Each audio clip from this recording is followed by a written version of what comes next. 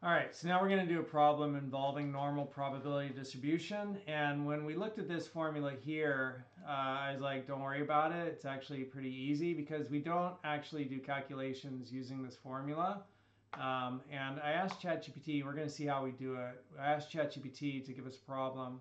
And I uploaded the entire PowerPoint presentation. So I went to File, Download. And instead of downloading just the slide, I said the whole presentation, downloaded all that. And I uploaded that to ChatGPT just by hitting this attach file thing right here.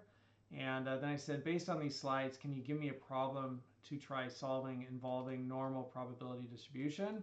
So it looked through all those slides and it figured out, like based upon what was presented in those slides, I'm going to give you a problem. And here's the problem. The weights of oranges in an orchard are normally distributed, keywords here, right, with a mean of 200 grams and a standard deviation of 20 grams.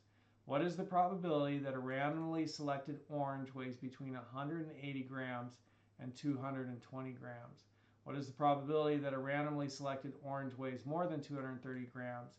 If the orchard wants to label the top 5% of the heaviest oranges as premium, what is the minimum weight an orange needs to be to receive that label? So hang on one second.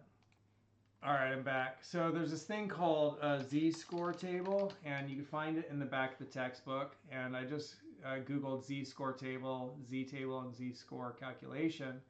And then here is like the z-table. And find values to the left of the mean in this negative z-score table. So what this shows you here is that like at a certain z-score, you're going to have a certain percentage, and z is your standard deviations away from the mean. So if I'm one standard deviation away from the mean, 1, 0, that means that 84.13% of my data is from one standard deviation to the left, right? And so here at z, and z is kind of this measure that we saw before, and let me find that and I'll show it to you. Hang on one second.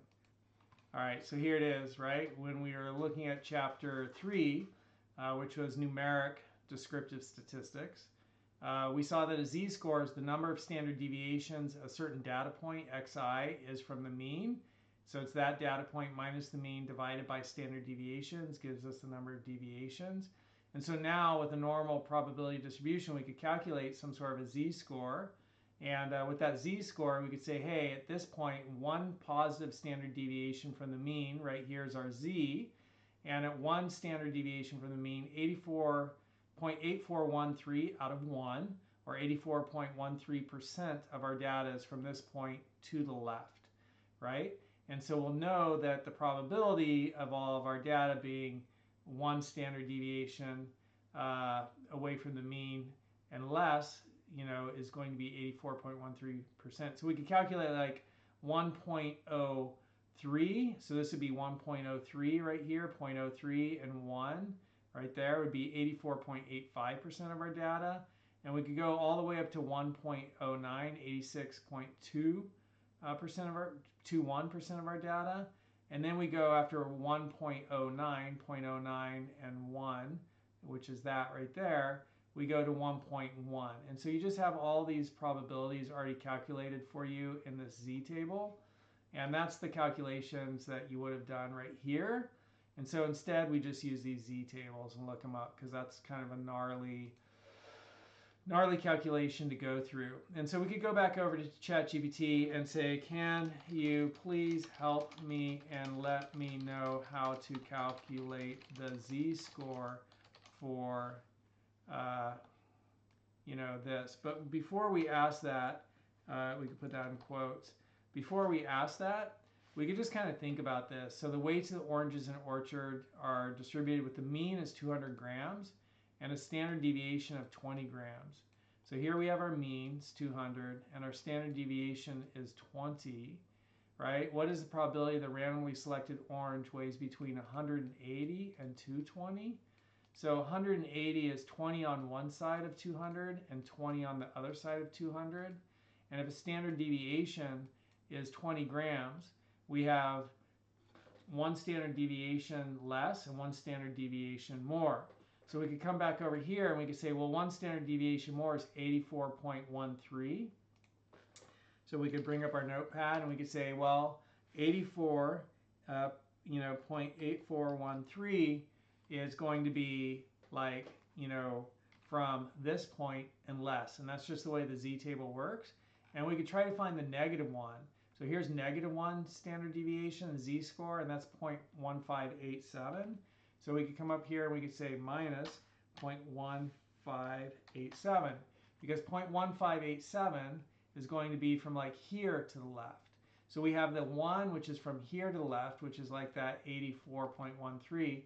And then we have the -1, which is from here to the left, meaning all this is the probability of everything up to 1 standard deviation. That's 0.1587.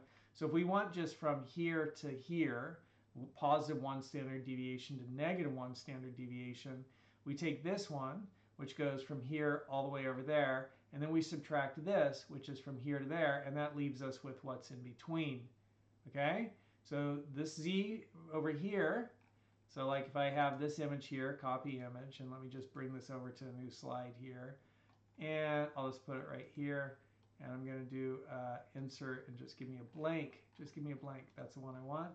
So if I have this here, okay, that image there, and that's the short one, and then I have this one here, copy that image, and then let me put that also here where we could see them side by side, put that there, right? So if this is the positive one, it gives me the probability of everything under the curve from 1 standard deviation over, or whatever this z is, right? And then this one, the lower one, -1 standard deviation, gives me the probability of everything from here over. It's always from this point over to the left when working with the z-table. And then when I know that, I can take this value, which is the 84.13, and I can subtract from it this. So if I take this amount right here away from here, what am I left with? I'm left with everything between -1 standard deviation over to 1 standard deviation. You see that? So if I calculate that right there, I'll just come over to Google and put that into Google, and it gives me 0.6826. And so for my first one, and I'm going to do this here, just send that on up. But for my first one, I'm just going to answer this, and I'm going to put in here that it's here is equal to, and then I'll come over here and grab that and grab this value here, and then come over here and put in that point and then add that there, 0.6826. What is the probability that a randomly selected orange weighs more than 230 grams? So now we need to calculate 230 grams or greater. So looking at this, we need to find from this place, like if this was some amount of standard deviations out, over to that way. And that's where I was like, hey, ChatGPT, how do I calculate the z-score? And so the z-score, right, is the same thing. It's the data point minus the mean divided by standard deviation. And so that's what we learned back here in chapter 3. It's the data point minus the mean divided by the standard deviation. And so to do that, to apply that to this next one, we have this one here. It's going to be our data point, which is going to be 230 minus our mean. And so our mean in this problem that ChatGPT gave us is 200. So it's 230 minus 200, and we'll do that problem there. And then we'll divide it by the mean, which is the mean on that is 200 grams and a standard deviation of 20 grams. Oh, so it's the data point minus the mean divided by the standard deviation, which is 20. And so what we are finding is, what is that point? That makes total sense. What is what is that point, right? We're given a point. How far away is that from the mean? And then divide it by standard deviations, and we find the number of standard deviations that is away from the mean. And so when I calculate this, I get, right, like what? 1.5. And so I'll just add this into my notes, is equal to 1.5. And now I go look at my z value. So I go to this table, and I say at 1.5, that's 93.32% of the data. But what I'm looking for, and that's the data is from here to there. I want the data from here to here. And I know that everything under this curve is 1. So I'm going to take 1 and subtract 93.32. So I'll add that in here. So I'll say z is equal to 0.9332, the value I'm looking for is 1 minus 0.9332, which is equal to, and that's going to be like, I don't know, we'll let Google figure it out because it's late. That's going to be equal to 0.0668. So that will be like what, 6%, 6.68% of our data is going to be more than 230 grams. If the orchard wants to label the top 5% of the heaviest oranges as premium, what is the minimum weight an orange needs to receive that label? So now we're going to use the Z table in reverse. We need to find the top 5%. This is the top 6.68%. So for the top 5%, we're looking for a Z-score here where 95% of our data is to the left, and then 5% will be up here. That's the top 5%. So we're just looking for 0.95. Here's 0.9452, and here's 0.95, and that's halfway between here and here. So we're at 1.645. 1.645 is our Z-score. Z is equal to 1.645, and that's the number of standard deviations out. And we need to know what top 5% is premium. What is the minimum weight an orange needs? So we need 1.645 standard deviations, and the standard deviation is 20. So we're going to multiply that 1.645 by 20 because it's one standard deviation is 20 grams. And so we'll multiply that by 20, and then we're going to add that to the mean. And the mean, because it's going to be the mean plus 1.645 standard deviations greater than the mean, and our mean is 200. So that will give us our weight right there in grams. And so I calculate that, and that's going to be 232.9 grams. So I'm going to put this over here, and we'll do this, and we'll put grams.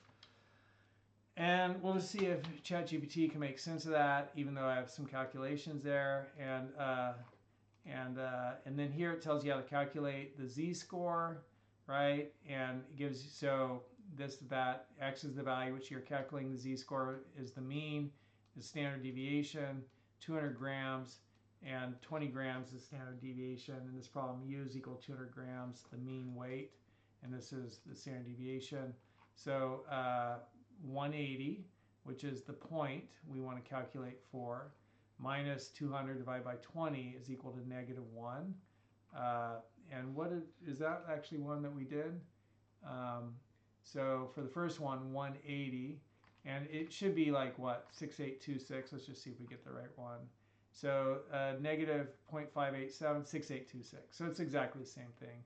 So you can pause this and you can read through that just for an explanation. You can pause it here, and then you could also pause it right here, and you could read through that for an explanation. So now I'm going to paste in my answers and see if it, gives me the thumbs up on those. I like that it says great work. So this is correct. And you can pause the video and read through that. And then here's the next one. And that's correct. So you can pause the video and read through that. And then here's the next one. And that's correct. So you can pause the video and read through that. So this is like a little bit of a jump, but this is like foundational for what we're going to do for the rest of the semester. So make sure that you watch this video again and understand these Z tables.